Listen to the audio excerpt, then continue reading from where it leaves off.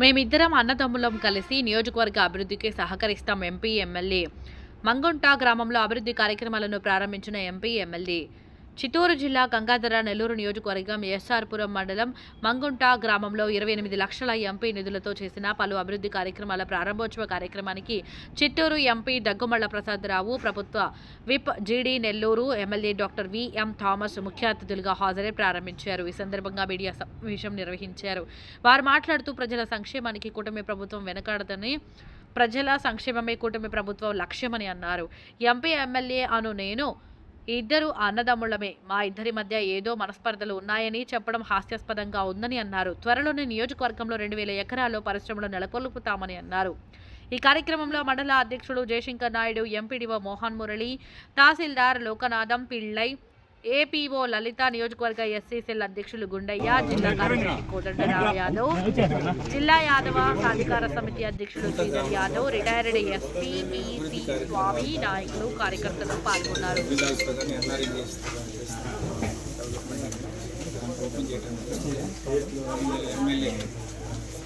Thomas గారు నేను ఇద్దరం కలిసి ఓపెనింగ్స్ అనేది చేస్తున్నాం. ఇవన్నీ నిదర్శనం ఏంటంటే తెలుగుదేశం ప్రభుత్వం వచ్చిన తర్వాత అభివృద్ధి అనేది ప్రథమం, సంక్షేమం అనేది రెండో కాదు. సో ఈ రెండింటిని సమంగా తీసుకెళ్ళడానికి ఆంధ్రప్రదేశ్ సీఎం గారు చంద్రబాబు నాయుడు గారు కృషి చేస్తున్నారు. ఆ కృషిలో భాగంగా మేమిద్దరం కూడా మన నియోజకవర్గం వల్ల ఎక్కడెక్కడ అభివృద్ధి అవసరమో అది చేస్తున్నాం. దాని ఓపెనింగ్స్ కూడా చేస్తున్నాం. సో ఇది ఇక్కడ జీడీ నెల్లూరు నియోజకవర్గంగా కూడా మనకున్న 7 అసెంబ్లీ సెగ్మెంట్లో కూడా అభివృద్ధి జరుగుతుంది. తర్వాత పార్లమెంట్ కాన్స్టిట్యున్సీ కూడా ఇట్లా జరుగుతుంది.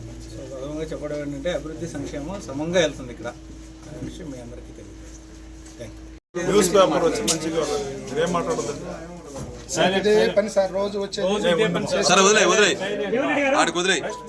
అందరికీ నమస్కారం.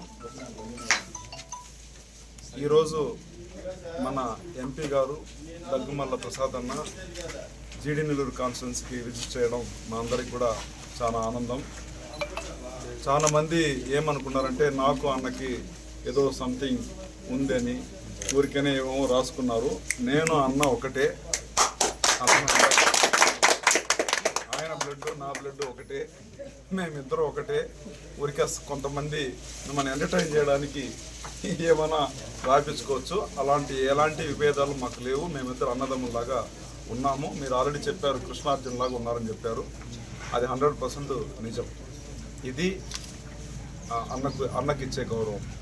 అదేవిధంగా మీరు ఏం చెప్పారంటే ఇక్కడ ఎస్సీ కాన్స్టిట్యున్సీ అన్నారు, కరెక్టే, మేము లేదని చెప్పలేదు. ఎందుకంటే మెజారిటీ అంటే పాపులేషన్ ప్రకారం మెజారిటీ ఎస్సీ ఉంది కాబట్టి ఇది ఎస్సీ కాన్స్టిట్యున్సీ కింద వచ్చింది. ఇప్పుడు మాకు టోటల్గా ఈ 8-9 నెలలలో 50 కోట్లు మన కాన్స్టిట్యున్సీకి శాంక్షన్ అయింది.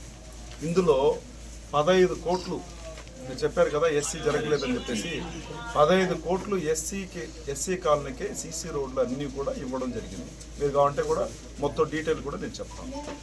ఇది కాకుండా అన్న ఎంపీ గారి నిధుల నుంచి 1 కోటి రూపాయలు మన నియోజకవర్గానికి ఇచ్చారు.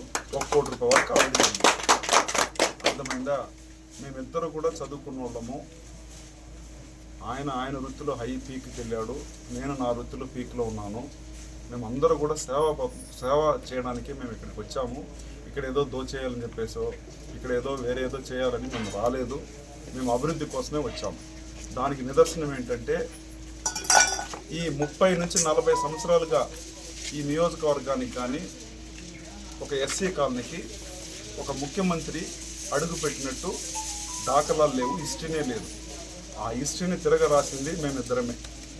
ఎందుకంటే 40 సంవత్సరాల తర్వాత ఒక దళిత వాడికి, నువ్వు చెప్పావు కదా దళిత వాడికి ఏం జరగలేదని చెప్పి, దళిత వాడికే సీఎంని తీసుకొచ్చి దళిత వాడలో మీటింగ్ పెట్టించి దళిత వాడ నుంచేనే హామీ ఇప్పించాము. ఏమి ఇప్పించాము?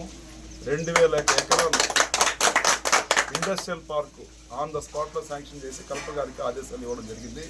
అదే దళిత వాడలో నిలుచుకుని చంద్రబాబు నాయుడు గారు ఏం చెప్పారంటే పెనుమూరు మండలంలో పెనుమూరు జిహెచ్లో పిహెచ్సి సెంటర్లో అక్కడ మీకు ఇమ్మీడియట్గా డయాలసిస్ యూనిట్ పెట్టాలని చెప్పి అక్కడే ఆదేశించడం జరిగింది. అదేవిధంగా గురుకుల గర్ల్స్ పాఠశాల ఉంది, బాయ్స్ పాఠశాల మనకు ఇక్కడ పాలసముద్రంలో అక్కడ కూడా ఇమ్మీడియట్గా శాంక్షన్ చేయాలని చెప్పేసి ఇమ్మీడియట్గా చెప్పారు. సీఎం ఆఫీస్ నుంచి కూడా అన్ని ఆదేశాలు కూడా వచ్చేసాయి. ఇది మాత్రం కాదు, ఎస్ఆర్పురం మండలంలో మనం మహిళా డిగ్రీ కాలేజ్ కూడా తీసుకొస్తున్నాం. ఇవన్నీ కూడా 8 నెలల్లోనే ఇంత అభివృద్ధి కార్యక్రమాలు జరుగుతున్నాయి. ఎక్కడా మేము పక్షపాతం లేకుండా అందరికీ ఈక్వల్గా మేము చేసుకుంటూ వెళ్తున్నాము. మాకైతే క్యాస్ట్ ఫీలింగ్లు అట్లా ఏమి లేవు. మా క్యాస్ట్ ఏంటంటే ఓసీలో ఉండే పూర్గా ఉండేవాళ్ళు మా క్యాస్టు, బీసీలో పూర్గా ఉండేవాళ్ళు మా క్యాస్టు, ఎస్సీ ఎస్టీలో కూడా పూర్గా ఉండేవాళ్ళు, దళితులందరూ కూడా మా క్యాస్టే, మైనారిటీ కూడా మా క్యాస్టే. మాకు వేరే క్యాస్ట్ ఏం లేవు. మేము పక్షపాతం లేకుండా పరిపాలన చేస్తామని చెప్పి మీకు మరొకసారి చెప్తున్నాను.